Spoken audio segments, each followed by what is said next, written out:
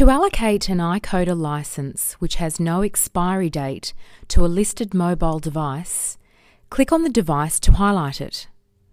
A pinwheel will display while waiting for the device to respond to the connecting request.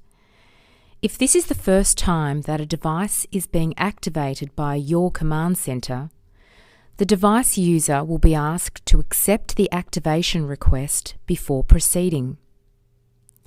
Click the Activate button.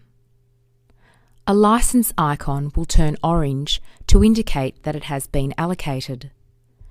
To allocate an iCODA license which has an expiry date to a listed mobile device, click on the device to highlight it. A pinwheel will display while waiting for the device to respond to the connecting request. Select the license with an expiry date which you wish to allocate and click the Activate button. The license icon which relates to the expiry date selected will turn orange to indicate that it has been allocated. The iCODA license is activated and able to be used at this point, but will not nominate who the user is.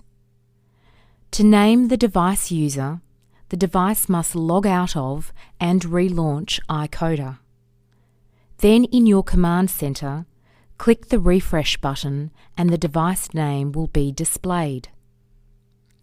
To deactivate an iCODA license in use by a mobile device which is connected to your Wi-Fi network, click on the device name in the devices list to highlight it.